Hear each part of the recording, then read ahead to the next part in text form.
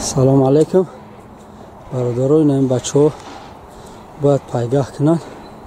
باز میبینیم که یکمی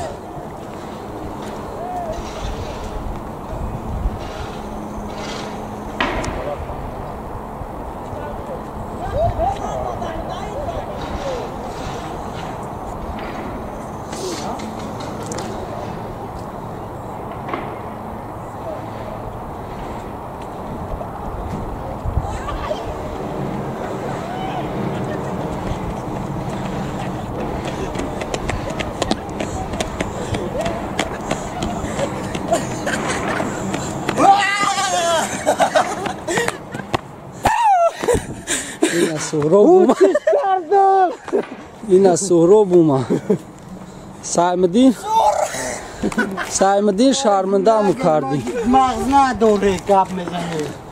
سعیمدین خیلی یه سغره یوش ها بچه شرمنده که داونی میرا داون میدون مغزم پسای کور میترسم که هفته اگه نه پون درد میده. کراچی برادرای نمی سهراب عدیه سازخر در مسافه 250 کیلومتر شمال وره گذشت. سعیمدین عیفان شرمنده کرد، در عالم رید. کراچی سعیمدین این های سعیمدین این عدیه یوفان میگن قریبی پنروخ.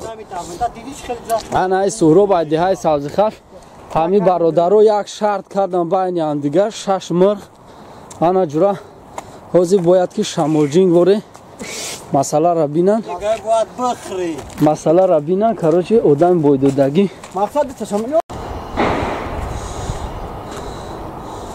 کراچی همی بچه ایفانی با و یا بچه سازخرفی با نستارت کردن نصیب باشه حوزی میتوان.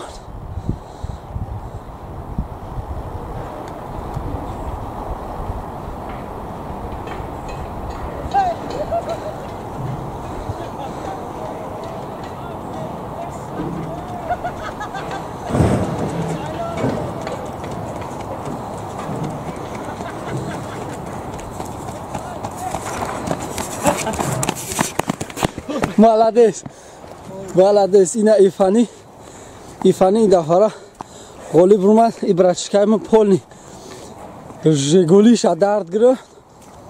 سندیش خیلی اینا در بالای بیتون شرنر و پایلیج دوید اینا بگیره کراچی شرط همون شرط شد کراچی بچه بای داد 3 مرغه 6 مرغه استغفرالله با اینا 6 مرغه ابرد نبرید خیمتنا با بچه سازخافی ابرد نه ایران میخره. باقی در امان الله باشه. لایک فراموش نکنه، پادپیسات سرم فراموش نکنه در کانال ما.